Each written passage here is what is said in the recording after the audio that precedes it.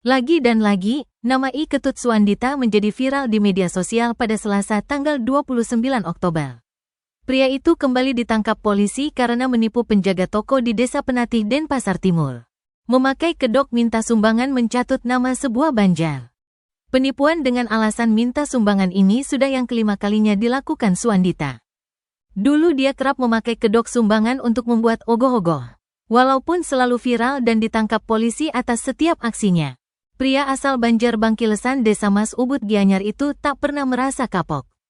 Kasih Humas Polresta Denpasar AKP I Ketut Sukadi menerangkan, Suandita melancarkan penipuan ini di toko Chance Fragrance Penatih pada Senin tanggal 28 Oktober. Kala itu toko sedang dijaga karyawan bernama Niwayan Diviayanti. Pelaku masuk ke dalam toko dan langsung melihat-lihat parfum.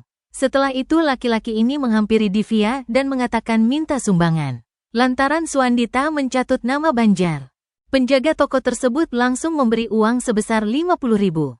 Bukannya menerima, pelaku lanjut berujar bahwa nilai sumbangan sebesar 200.000. Setelah mendengar hal itu, Divia langsung memberi 2 lembar uang pecahan 100.000. Lalu uang 50.000 yang sudah diberi pun dikembalikan lagi. Penipu tersebut lantas berkata maaf tidak ada buktinya terkait sumbangan ini. Setelah itu pelaku pergi dan Divia memberitahu pemilik toko melalui chat WhatsApp. Atas kejadian tersebut, pemilik toko bernama Putu Indra Swabawa Anantama Putra mengecek CCTV. Selanjutnya video kejadian diunggah di media sosial hingga menjadi viral. Menindaklanjuti peristiwa yang heboh di masyarakat ini, tim Opsnal Polsek Denpasar Timur dipimpin Kanit Reskrim Ibtu Imade Sena melakukan penyelidikan. Hingga diketahui pelaku berada di kampung halamannya di Banjar Bangkilesan Ubud. Tak butuh waktu lama polisi menangkap Suandita di rumahnya dan dibawa ke Mapolsek Denpasar Timur.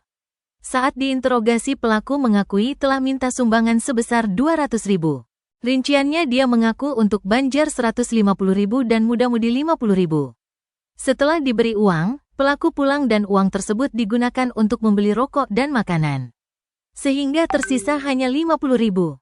Atas perbuatannya dia disangkakan pasal 379 KUHP tentang penipuan ringan.